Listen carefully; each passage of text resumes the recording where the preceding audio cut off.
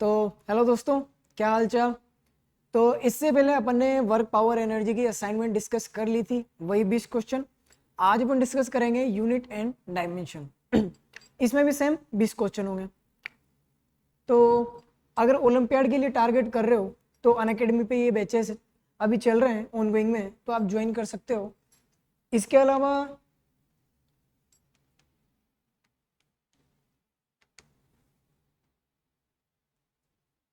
ये कुछ Telegram channels के लिंक्स हैं, आप इन्हें ज्वाइन कर सकते हो। यहाँ पे आपको असाइनमेंट्स, इनके सॉल्यूशन और जो भी अपडेट है बैचेस के बारे में वो अपडेट कर दी जाएगी।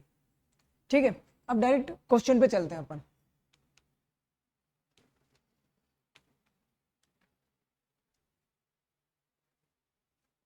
तो माय नेम इज अभिषेक नागर और आज का सेशन मैं ले रहा हूँ। ठीक है, तो पहले क्वेश्चन की तरफ चलते हैं और देखते हैं the dimension formula of product and quotient of two physical quantity A and B are given by. तो पेन ले लेता हूं सबसे पहले। ठीक है, तो ए और बी के बारे में बताया हुआ है, उसकी डायमेंशन दी हुई है। ठीक है, और ए अपॉन बी की भी डायमेंशन दी हुई है।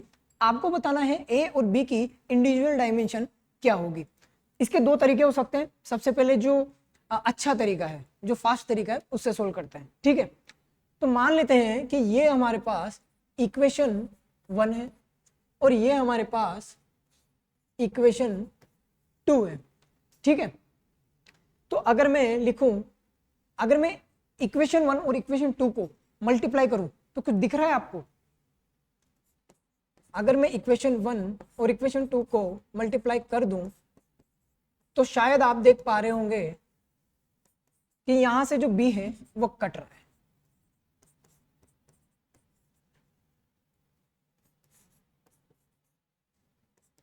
mt-2, यहां से b क्या है? कट रहा है। और a क्या हो जाएगा? a square. ठीक है, इनको मल्टीप्लाई करो, m और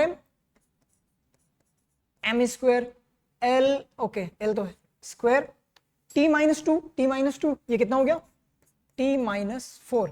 मुझे a की डायमेंशन निकालनी है, तो मैं क्या इधर रूट ले सकता हूं? m square l square t-4, तो कितना आ जाएगा? बाहर कितना निकल जाएगा? m l स्क्वायर से l और t-4 से t-2। तो ये हमारे पास आ गई किसकी डायमेंशन? a की। ठीक है, ये किसकी डायमेंशन से मैच हो रही है? m1 l1 t-2। सुना है? फोर्स आ रहा है किसी में? Okay, first and second option में फोर्स आ रहा है। अब हमको चेक करना है बी की। अगर मैं इक्वेशन 1 को अपॉन इक्वेशन 2 कर दूं तो क्या a कट जाएगा? कट जाएगा। देखते हैं, ये a b अपॉन, इनकी डायमेंशन में लिख लेते हैं। ए बी की कितनी थी? m l square t-2, m l square t-2 upon a upon b की m t-2। बिल्कुल सही। तो a से कटते हुए दिख रहा है और वापस यहाँ क्या आ जाएगा? b square. इरेजर ले लेता हूँ। ओके, यहाँ पे आ गया ये इरेजर। ठीक है,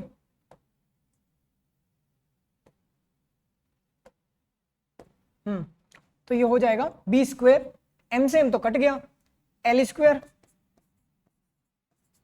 t-2 से t-2 भी कट गया, तो कितना बचा? एल स्क्वायर ही बच गया।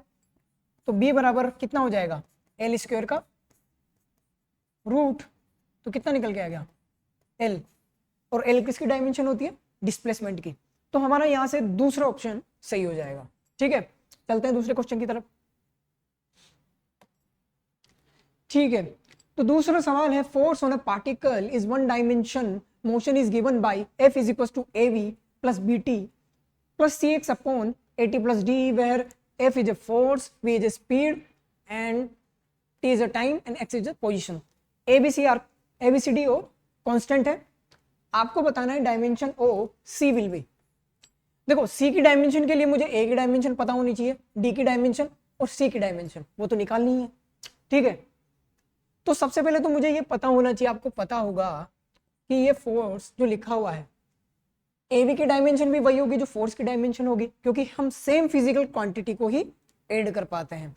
तो अगर ये फोर्स होगा तो इसकी डायमेंशन भी फोर्स जैसी होनी चाहिए, इसकी डायमेंशन भी और इस पूरे की डायमेंशन भी।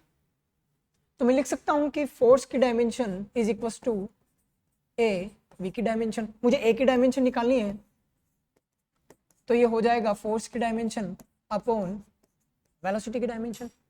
फोर्स की डायमेंशन कितनी होती है m1 L1 t माइनस 2 और वेलोसिटी की L1 t माइनस 1। इसको सोल्व करो, ये हो गया m1, L1 से L1 कट रहा है, t माइनस 1 ऊपर जाएगा तो वो प्लस हो जाएगा, तो कितना हो गया t माइनस 1। ये a की डायमेंशन आ गई, ठीक है।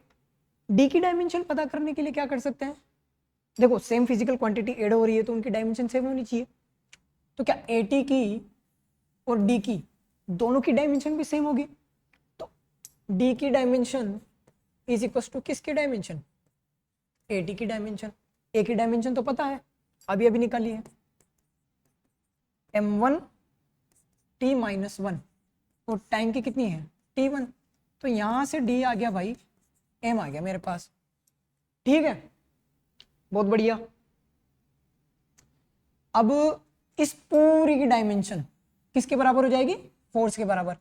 ए की डायमेंशन पता है, डी की पता है, सी की तो निकाल ही सकता हूँ, इजीली निकाल लेते हैं। तो सी की डायमेंशन इज इक्वल टू,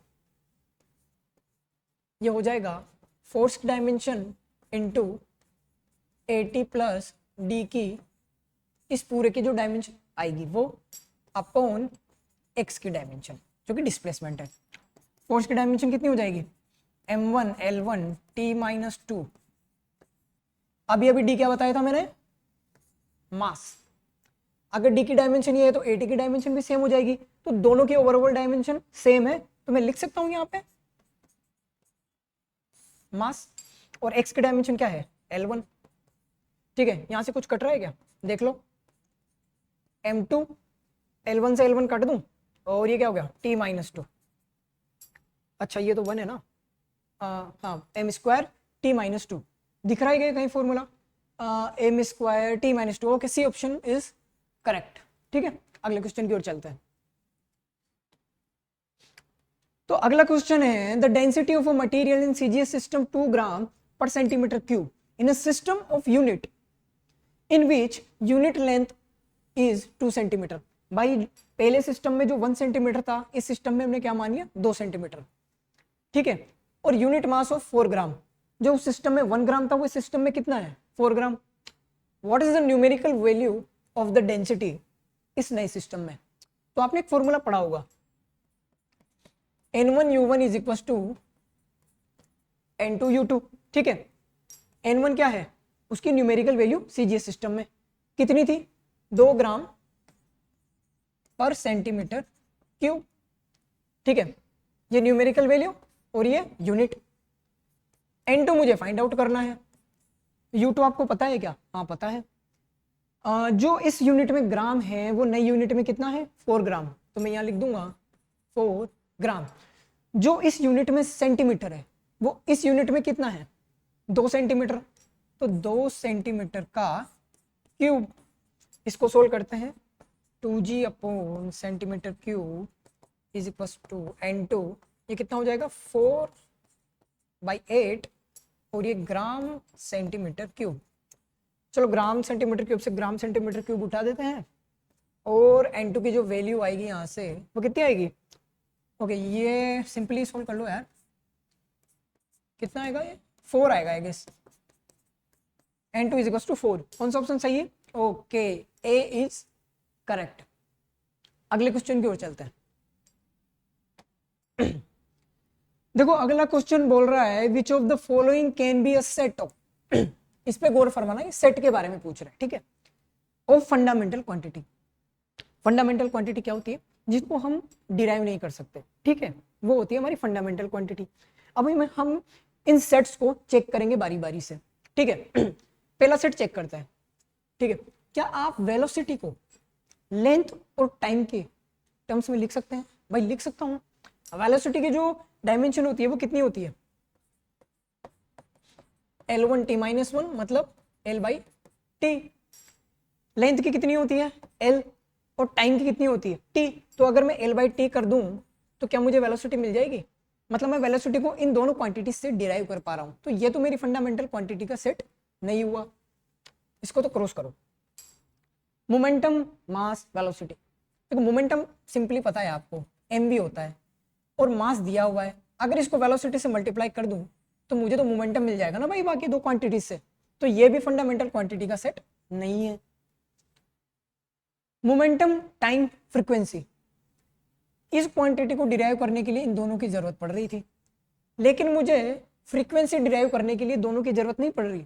मेरा तो काम टाइम से ही हो रहा है। फ्रीक्वेंसी की जो डायमेंशन होती है वो क्या होती है? 1/t, और t तो हमारे पास है, तो मतलब मैं फ्रीक्वेंसी को भी टाइम से डिराइव कर पा रहा हूं। तो ये भी मेरे पास फंडामेंटल सेट नहीं है। तो सर फिर यही आंसर है। देखते हैं।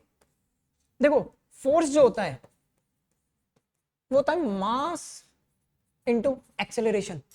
सर मास मिल गया, ये फंडामेंटल सेट नहीं है। रुको रुको, एक्सेलरेशन, एक्सेलरेशन कहां से लाओगे? सर वेलोसिटी से। कैसे? v/t कर देंगे सर, पर t तो है ही नहीं, तो आप फोर्स को मास और वेलोसिटी से डिराइव नहीं कर पा रहे।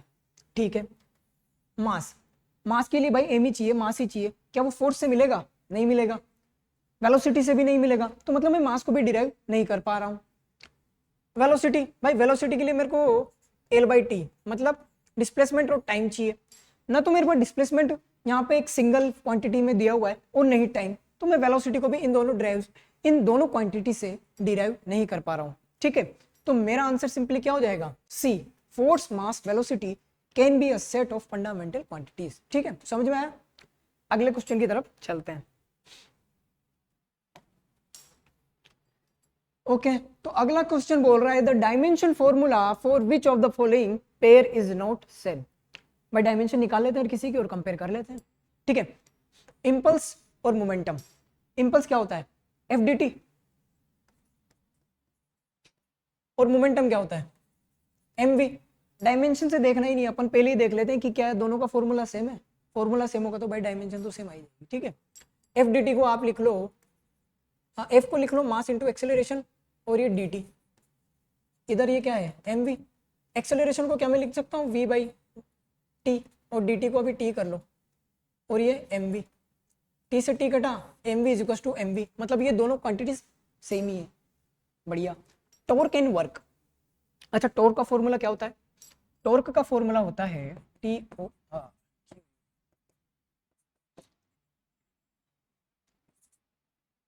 मतलब F और R का मल्टीप्लीकेशन। R क्रॉस F होता है, हम अभी सिर्फ इन दोनों के मैग्नीट्यूड के मल्टीप्लीकेशन की बात करेंगे। ठीक है, तो F और R। फोर्स की क्या होती है? M1 L1 T-2, और डिस्प्लेसमेंट की कितनी हो जाएगी? L1। तो यहां से टॉर्क की आ जाएगी M1 L1 L2 T-2, ठीक है, डायमेंशन। और वर्क की क्या होती है? सर वर्क की भी यही होती है, force into displacement. Same force की M1 L1 T-2 और डिस्प्लेसमेंट की L1, तो क्या दोनों की डायमेंशन सेम हो जाएगी? बिल्कुल। तो ये भी भाई सेम ही है, तो हमारा आंसर ये भी नहीं है। Stress and pressure. स्ट्रेस आपने पढ़ा होगा, इसे हम सिग्मा से भी दिखाते हैं। ये होता है फोर्स अपॉन एरिया।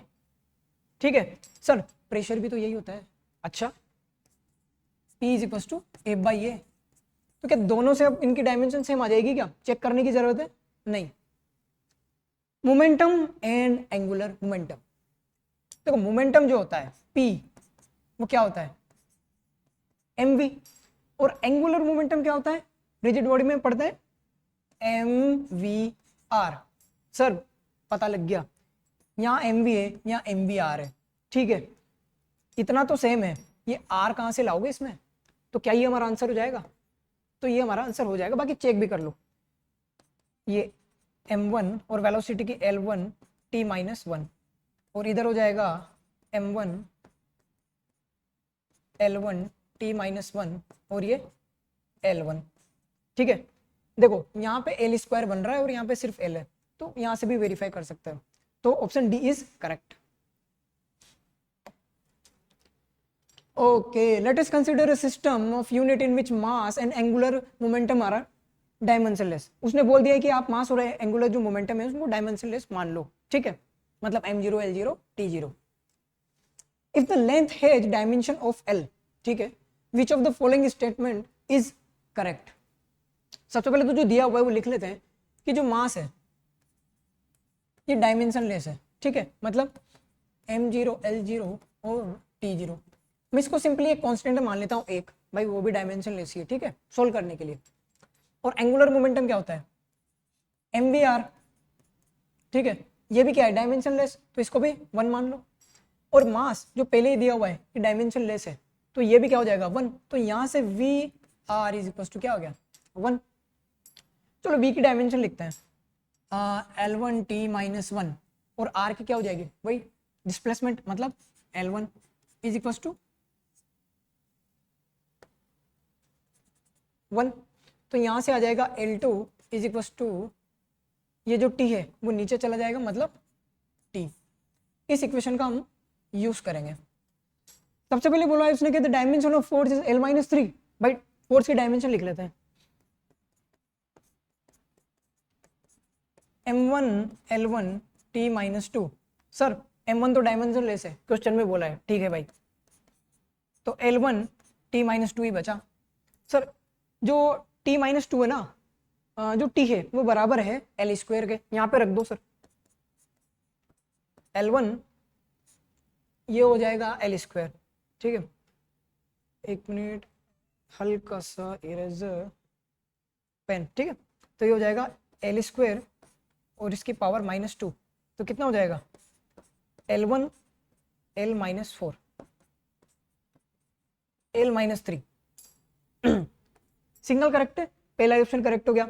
बाकी ऑप्शन चेक करने की जरूरत है, एक दो चेक करके बता देता हूँ। ठीक है, the dimension of linear momentum is l-1। Momentum की डायमेंशन लिख ले तो क्यों, सबसे पहले तो मोमेंटम का फॉर्मूला क्या होता है, p is equal to mv। इसकी डायमेंशन लिखनी है मेरे को, तो ये हो जाएगा m1 और v की l1 t माइनस 1। m तो बोल ही रखा है डायमेंशन लेस है, l1 के बारे में बात कर लेते हैं। ये l1 और t किसके बराबर है, l स्क्वायर के, तो ये लो भाई l स्क्वायर और माइनस 1 कितना आ गया l1 l, ये कितना आ गया माइनस 2। एक मिनट, कहीं गड़बड़ हो रही है क्या, the linear the dimension of linear momentum is l minus 1। तो यहाँ से आ रहा है l माइनस 1 तो आ रहा है यार, एक बार दोबारा चेक कर लेते हैं। p is equal to mb, m velocity की l1 t माइनस 1 और t की होती है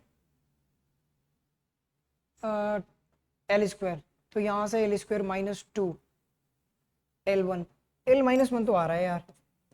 ठीक है, एक बार दोबारा चेक करेंगे इसको। The dimension of energy is l square l minus 2। चलो एनर्जी की भी देख लेते हैं, अभी तक तो 2 भी आ रहा है। ठीक है, the dimension of energy is l minus 2, तो एनर्जी की डायमेंशन होती है m1 l2 t minus 2। m1 तो डायमेंशन लेस है, तो ये हो जाएगा l2 t माइनस 2। ठीक है, l2 और t की जगह वापस हम लिख रहे हैं l स्क्वायर की पावर माइनस 2, कितना हो गया l2, ये हो गया l माइनस 4, मतलब l माइनस 2 आ रहा है भाई, आ रहा है क्या, क्या बात है, मुझे लग रहा है भाई डी ऑप्शन सही हो सकता है। The dimension of power is l की पावर माइनस 5।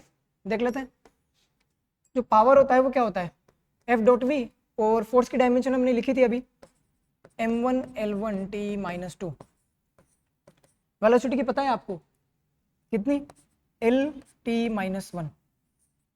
तो यहाँ से हो जाएगा m1 तो डायमेंशन लेस है, l और l स्क्वायर, और ये हो जाएगा t माइनस 3। t की जगह वापस l स्क्वायर रखेंगे हम। ठीक है, तो ये हो जाएगा, ये माइनस 6 हो जाएगा, l की पावर माइनस 6। तो यहाँ से तो भाई L-4 आ रहा है, मतलब ये ऑप्शन गलत हो गया। तो A B C तीनों ऑप्शन सही है, तो करेक्ट ऑप्शन क्या हो जाएगा? D, सिंगल करेक्ट है बिकॉज। अगला क्वेश्चन पे चलते हैं। ओके अगला क्वेश्चन बोल रहा है the velocity v of a particle at time t is given this equation where a and b and c are constant, the dimension of a b c are respectively, मतलब तीनों की dimension निकालनी है। ठीक है भाई, सबसे पहले तो पहले ही बता चुका हूं, वेलोसिटी की जो डायमेंशन है वो at के बराबर होगी और इस पूरी क्वांटिटी के बराबर। फिर से बोला भाई, सेम फिजिकल क्वांटिटी को ही हम जोड़ और घटा पाते हैं, इस वजह से मैं ये चीज बोल पा रहा हूं। तो मैं लिख सकता हूं कि v की dimension is equal to T की डायमेंशन, और यहाँ से v की डायमेंशन हो जाएगी L1 t माइनस 1, t नीचे आएगा T1 और ये a। ठीक है, t ऊपर जाएगा तो L2, सॉरी L2 कहाँ गया भाई, ये हो जाएगा t माइनस 2, ये आ गई a की डायमेंशन। c की डायमेंशन क्या होगी सर? c की डायमेंशन वही होगी जो टाइम की होगी, क्योंकि सेम फिजिकल क्वांटिटी को ही हम जोड़ पाते हैं। तो डायरेक्ट लिख दो, जो c की डायमेंशन है भाई वो क्या होगी? टाइम की डायमेंशन, मतलब t। b की निकाल लो भाई, देखो c की आ गई t, तो पहला ऑप्शन ठीक है, देखने से पता लग रहा है बाकी सब गलत है, बाकी निकाल लेते हैं b की भी। तो b की डायमेंशन अपॉन इस पूरे की डायमेंशन कितनी आ रही थी? t is equal to velocity की डायमेंशन L1 t माइनस 1, तो b की डायमेंशन यहाँ से हो जाएगी L1 t minus 1 T1 L1। ठीक है, मैच करा लो भाई, L T square minus 1, B की L, सी की T, first option is correct. अगले सवाल की ओर चलते हैं। अगला सवाल बोल रहा है the dimension of electric resistance is, देखो ओम्स लॉ तो पढ़ा होगा आपने, V is equal to I R. ठीक है, V is equal to I R, volt क्या होता है? W by Q, W by Q is equal to I R. अब डायमेंशन लिखे, वर्क की डायमेंशन क्या होती है? M1 L1 L2 T minus 2। Sir Q की, Q क्या होता है? I into T. ठीक है, लिखते तो हो यार, Q by T is equal to I, नहीं लिखते क्या तुम? वहां से आया ये। ठीक है, तो Q की डायमेंशन क्या हो जाएगी? जो I की डायमेंशन इंटू टाइम की डायमेंशन। I की डायमेंशन क्या है? A, और टाइम की T। ये तो पूरा वोल्टे का काम हो गया। इधर I की डायमेंशन क्या है? A1 लिख लो समझने के लिए, और R की तो निकालनी है भाई। ठीक है, देख लो, M1 T ऊपर जाएगा, ठीक है L2, और ये T ऊपर जाएगा तो कितना हो जाएगा? T minus 3। A इधर नीचे आ जाएगा तो कितना हो जाएगा? A square. तो ये हो जाएगा M1 L2 T माइनस 3 और ये A माइनस 2। देखो मैच करा लो भाई, M1 L2 T माइनस 3 नहीं भाई, M1 L2 T minus 3 A minus 2, B option is correct. अगले क्वेश्चन की तरफ चलते हैं। ठीक है, if the force acceleration and time are taken is fundamental quantity, बढ़िया, then the dimension of length will be. ठीक है, लेंथ की डायमेंशन पूछिए, तो मैं मान लेता हूं कि जो हमारी लेंथ है वो डिपेंड कर रही है फोर्स की पावर A, एक्सेलरेशन की पावर B और टाइम की पावर C, इस तरह से डिपेंड कर रही है। ठीक है, अब यहाँ पे हम डायमेंशन मैच कराएंगे। ठीक है, तो L की डायमेंशन क्या हो जाएगी?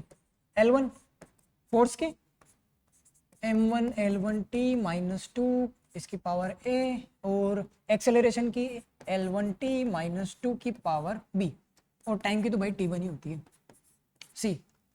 देखो भाई, ये MA LA T minus 2A, और ये हो जाएगा LB T माइनस 2B, और ये हो जाएगा TC। एम एक तरफ ले लो, L की पावर जोड़ लो, T की पावर जोड़ लो, देखो ये हो जाएगा MA L A plus B, अच्छा A प्लस B हो जाएगा A प्लस B, T कितना हो जाएगा? Minus 2A minus 2B plus C। इधर मैच कराओ L1, ठीक है। क्या इधर M है क्या, मतलब मैं इसको ऐसे भी लिख सकता हूँ, मैं इसको ऐसे भी लिख सकता हूँ अगर तुम चाहो तो, M0 L1 T0, ठीक है। पावर कंपेयर करो, A0,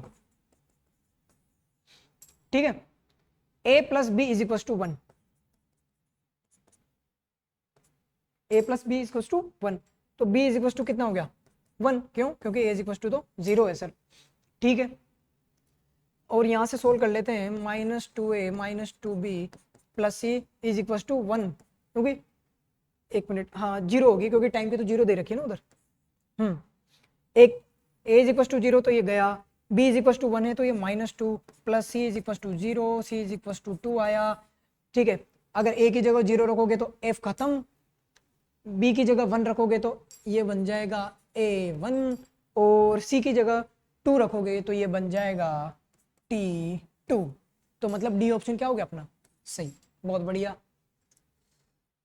okay, density of wood is equal to 0.5 gram per centimetre cube in CGS system, ठीक है।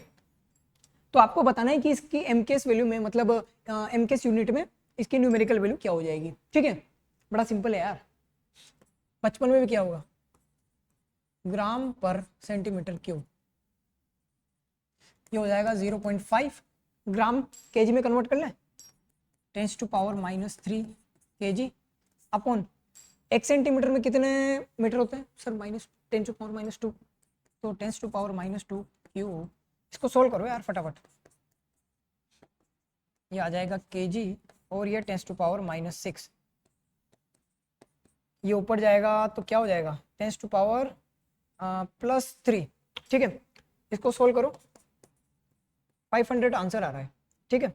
यूनिट लिख लो, KG per metre cube, answer दे रखा है क्या numerical value 500, okay, A option is correct. चलो अगले क्वेश्चन देखते हैं कि if the unit of length is doubled then the numerical value of universal gravitation constant G will be become, okay. वो बोल रहा है कि अगर आप लेंथ को 2L कर दो, ठीक है, तो यूनिवर्सल ग्रेविटेशन कांस्टेंट है इसमें क्या चेंज होगा। तो सबसे पहले इसकी डायमेंशन निकाल लेते हैं जी की, कहाँ से आएगी भाई, वो यहाँ से आएगी, F is equal to G m1 m2 upon R square, ठीक है। F की डायमेंशन m1 L1 T-2 और ये G m की डायमेंशन इंटू m की डायमेंशन, ये m स्क्वायर हो जाएगा सर, और R की डायमेंशन L स्क्वायर, ठीक है। ले जाओ भाई, m1 L1 इधर जाएगा तो ये हो जाएगा L3, ये T-2 m स्क्वायर नीचे आ जाएगा सर। तो G की जो डायमेंशन बन रही है वो ये बन रही है क्या, m-1 L3 T-2, ठीक है। अब वो क्या बोल रहा है, वो बोल रहा है कि सर आप इस L3 जो L है उसको डबल कर दो और फिर देखो कि G की जो न्यूमेरिकल वैल्यू उसमें क्या चेंज होता है। तो ऐसे क्वेश्चन करने के लिए कौन सा फॉर्मूला लगाते हैं अपन, N1U1 is equal to N2U2। सबसे पहले लिख लो भाई, N1 लिख लो, 1 मान लो, ठीक है, मतलब N1 कुछ होगा अभी पता नहीं है मुझे, पर मेरे को यूनिट पता है, वो कितनी है, m-1 L3, ये इसकी डायमेंशन हो गई T-2, ठीक है। वैसे मुझे यहाँ पे यूनिट लिखनी चाहिए बट मैं अभी इसी तरीके से सोल्व कर देता हूँ, ठीक है। ये N2 जो निकालना है और U2 कितना हो जाएगा, उसने मास में कोई चेंज नहीं किया, उसने लेंथ को डबल कर दिया, तो यहाँ पे हो जाएगा 2L और Q, और टाइम में भी उसने कुछ चेंज नहीं किया, तो T-2, देखो T-2 और ये गया, यहाँ कितना बचा N1 L3 N2 और ये हो जाएगा 8L3, L3 से L3 उड़ा दो तो N1/8 is equal to N2। तो कहने का मतलब है कि अगर तुम लेंथ को डबल कर रहे हो तो जो यूनिवर्सल ग्रेविटी कांस्टेंट है वो कितना हो जाएगा, पहले वाले का 1/8 आ रहा है क्या, okay, D option is correct. ठीक है, अगला क्वेश्चन देखते हैं कि in the van der Waals equation P plus A upon B square V minus B is equal to RT, P is pressure, V is volume, R is universal gas constant, ठीक है भाई, T is temperature, the ratio of A by B, ठीक है, इस dimension equal to A by B की dimension निकालेंगे, फिर देखेंगे किसके बराबर है। निकाल लेते हैं V minus B, V minus B, यहाँ से क्या पता लग रहा है कि जो डायमेंशन वॉल्यूम की होगी वही डायमेंशन किसकी होगी, B की, तो B की डायमेंशन कितनी होगी, वॉल्यूम की डायमेंशन के बराबर। तो यहाँ पे मैं लिख सकता हूँ वॉल्यूम मतलब L क्यूब, तो B की डायमेंशन तो आ गई मेरे पास। A की डायमेंशन लिख लेता हूँ, ठीक है, तो मैं यहाँ से लिख सकता हूँ कि जो P की डायमेंशन होगी वही A अपॉन V स्क्वायर की डायमेंशन होगी। P क्या है, प्रेशर, प्रेशर मतलब फोर्स अपॉन एरिया, तो M1 L1 T माइनस 2 और एरिया मतलब L स्क्वायर, ये A और इधर आ जाएगा V स्क्वायर, V मतलब वॉल्यूम, वॉल्यूम मतलब लेंथ का क्यूब और उसका भी स्क्वायर, तो मतलब L टू द पावर 6। यहाँ से कटा कितनी बार, 4 बार, तो इसको उधर ले जाओगे तो ये आ जाएगा M1 L1 और 4 5 हो जाएंगे और ये T माइनस 2। A की डायमेंशन आ गई, A ओपन B कर लेते हैं, M1 L5 T minus 2 upon B की डायमेंशन कितनी है, L cube, M1 L2 T minus 2। Sir ये डायमेंशन देखी देखी लग रही है, किसकी डायमेंशन है ये, वर्क की। सर थर्मोडायनेमिक्स में वर्क क्या होता है, थर्मोडायनेमिक्स में वर्क क्या होता है, integration P dot D V. अभी सिर्फ ये डी वी इनकी टेंशन नहीं लेनी, मल्टीप्लिकेशन देखना है, मतलब पी वी के बराबर, वर्क इज वर्क की dimension is equal to P V के बराबर। कौन सा ऑप्शन मैच हो रहा है सर, सी ऑप्शन मैच हो रहा है, ठीक है। 13 क्वेश्चन देख लेते हैं। इफ स्पीड v और acceleration a, force f, a is considers a is fundamental unit, ठीक है, the dimension of young modulus will be. अब मुझे यंग मॉडुलस की डायमेंशन निकालनी है, तो मैं मान लेता हूं ये कि स्पीड, एक्सेलरेशन और फोर्स पर इनकी डिपेंडेंसी है, तो यंग मॉडुलस की डिपेंडेंसी में मान लेता हूं स्पीड पे क्या है, एक minute, gamma is equal to speed की पावर a, एक्सेलरेशन की पावर b और फोर्स की पावर c, ठीक है। वेलोसिटी की डायमेंशन L1 t माइनस 1 की पावर a, एक्सेलरेशन की L1 t माइनस 2 की पावर b और फोर्स की हो जाएगी M1 L1 t माइनस 2। देखो देखो इनको, LA t माइनस a, ये हो जाएगा LB और ये हो जाएगा t माइनस 2b और ये तो ऐसा ही रहेगा। अच्छा c है इसकी पावर, तो MC LC t minus 2c। अब पावर्स को जोड़ दो यार, तो ये हो जाएगा A A A, ओके, तो A plus B plus C, T जोड़ दो, माइनस है माइनस 2b और ये माइनस 2c। अच्छा M तो रह गया, ये कर लो M की पावर C, ठीक है। सर इधर भी तो कंपेयर करने के लिए कुछ होना चाहिए, तो यंग मॉडुलस जानते हो क्या होता है, gamma is equal to stress upon strain.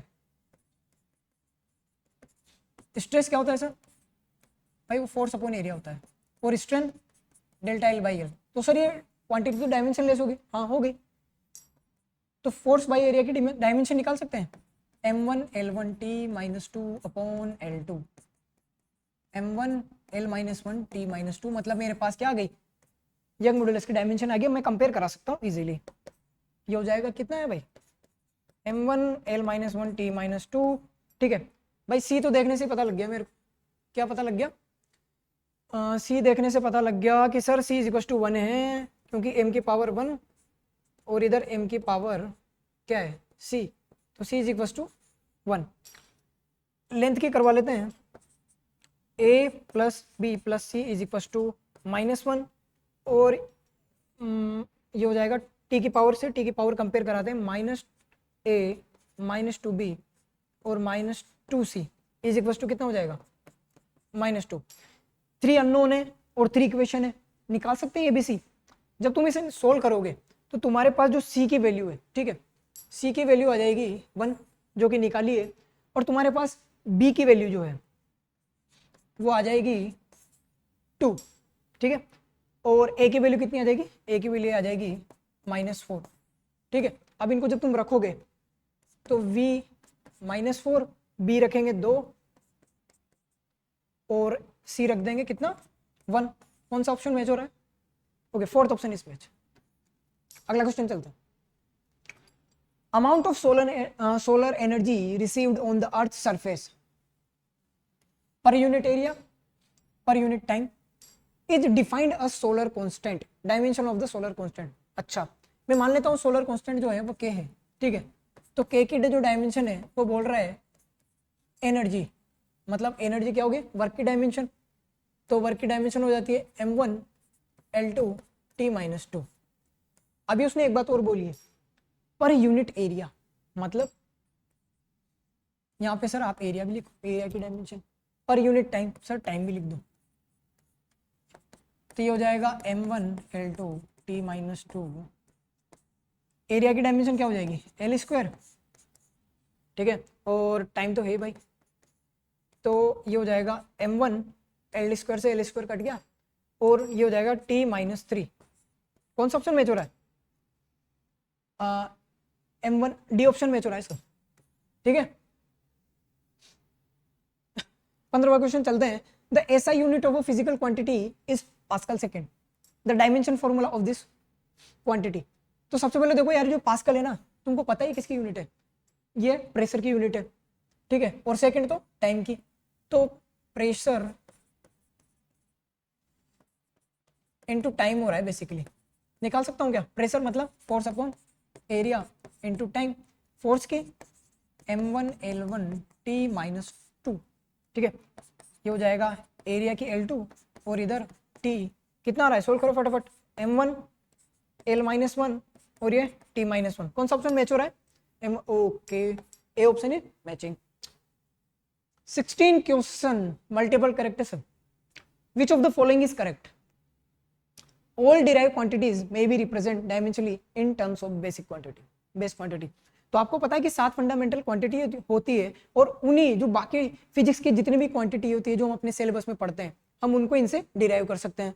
For example मास हो गया, लेंथ हो गया, टाइम हो गया, करंट हो गया, ठीक है, टेम्परेचर हो गया, ठीक है, कैंडला हो गया, ये 7 फिजिकल क्वांटिटी होती है, इनकी टर्म्स में हम बाकी को डिराइव कर सकते हैं, तो पहला ऑप्शन इज करेक्ट।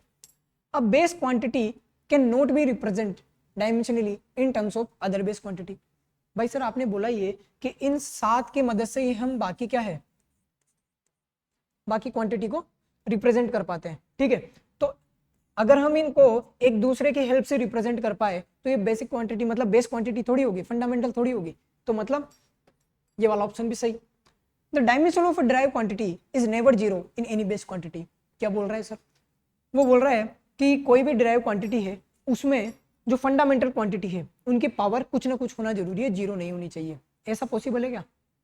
भाई वेलोसिटी पढ़ा है तुमने, L1 T-1, मास की पावर जीरो है सर, तो ये वाला ऑप्शन गलत। The dimension of a base quantity in other base quantity is always zero। अगर तुम एक बेस क्वांटिटी को दूसरी बेस क्वांटिटी की टर्म्स में रिप्रेजेंट नहीं कर पा रहे तो मतलब उनकी जो पावर है वो जीरो ही रही होगी, ठीक है। मतलब मैं L को ये भी लिख सकता हूँ ना, L1 T0 M0 और बाकी जो बेस क्वांटिटी है तो इज ऑलवेज जीरो, ये हमेशा सही है, ठीक है। तो ए बी डी इसके आंसर सही हो गए। 17वां क्वेश्चन देख लेते हैं।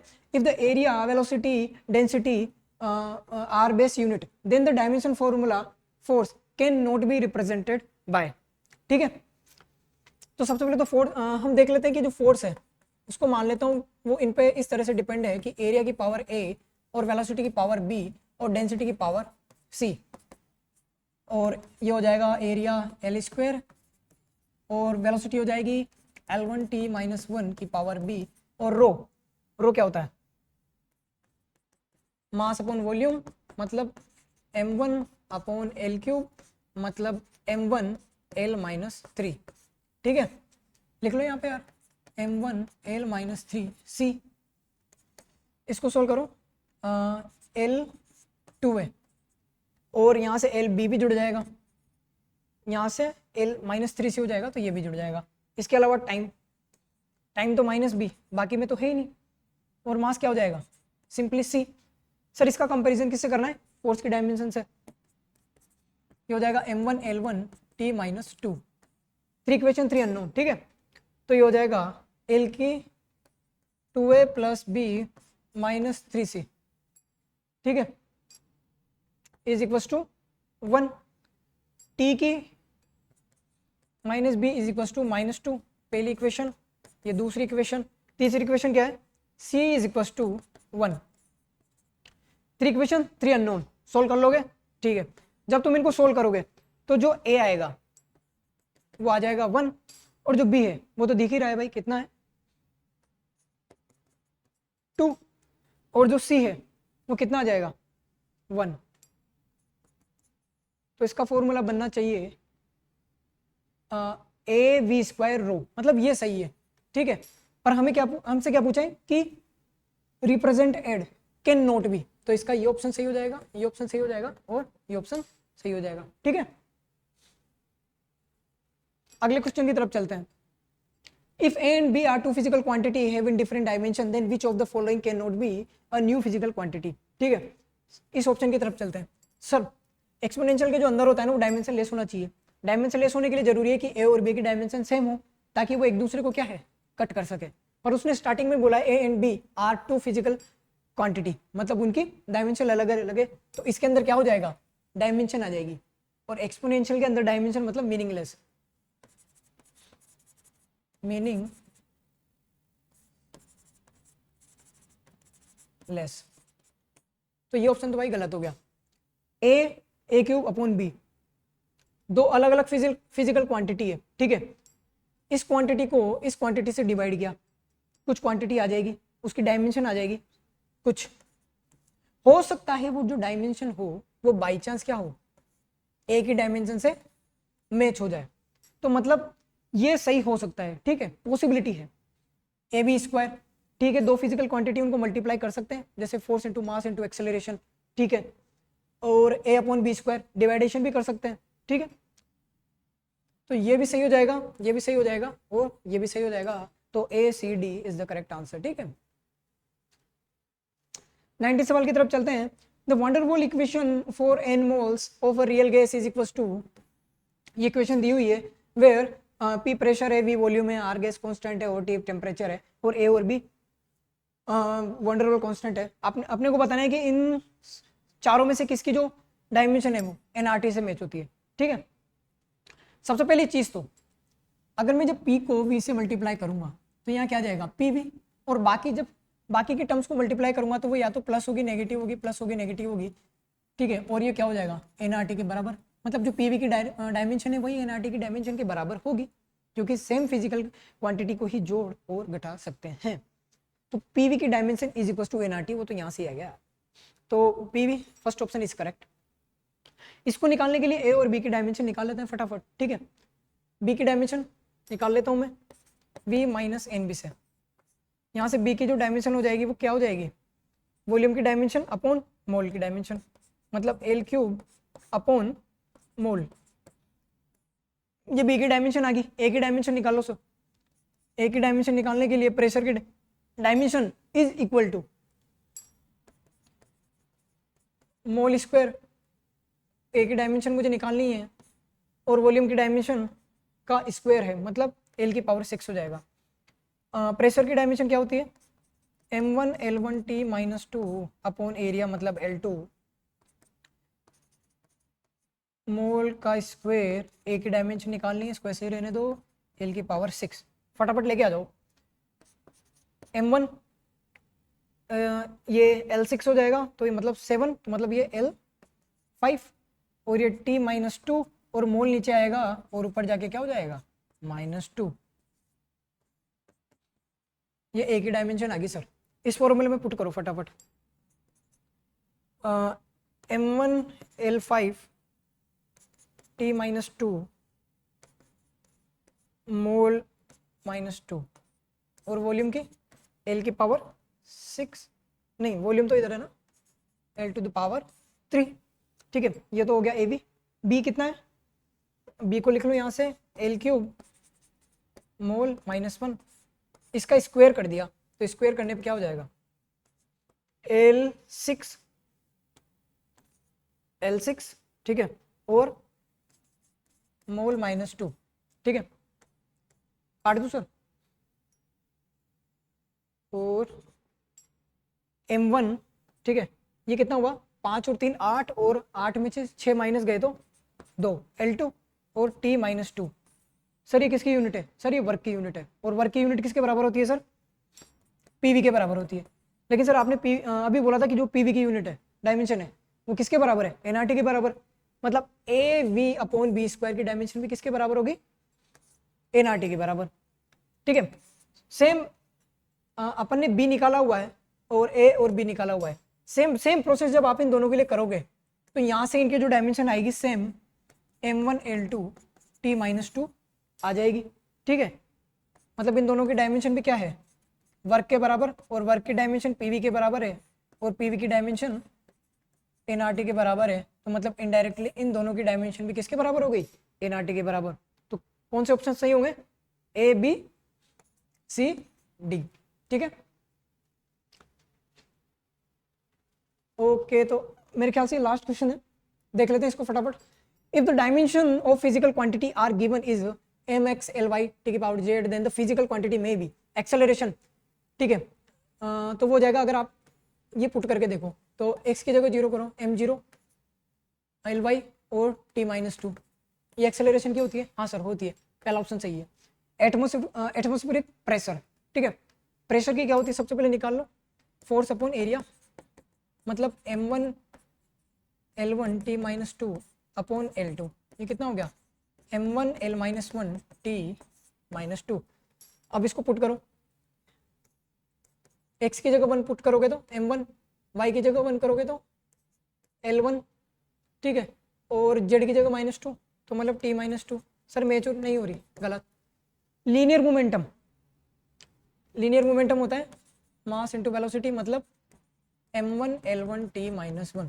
अब देख लेते हैं, x की जगह 1 पुट करो, m1, y की जगह कितना पुट करना है 1, तो L1, और z की जगह -1, मतलब T-1। सर मैच हो गई, मतलब ये वाला ऑप्शन क्या हो गया करेक्ट। पोटेंशियल एनर्जी, मतलब एनर्जी की आपको पता ही है, m1 L2 T-2। x की जगह 1 रखो, m1, y की जगह 2 रखो, L2, और z की जगह -2 रखो। देखिए मैच हो रहा है क्या, सर मैच हो गया, तो मतलब मेरा डी ऑप्शन भी क्या हो जाएगा, करेक्ट हो जाएगा। ठीक है, तो थैंक यू वेरी मच, आगे के सेशन में कुछ अलग चैप्टर लेंगे। ठीक है, थैंक यू वेरी मच।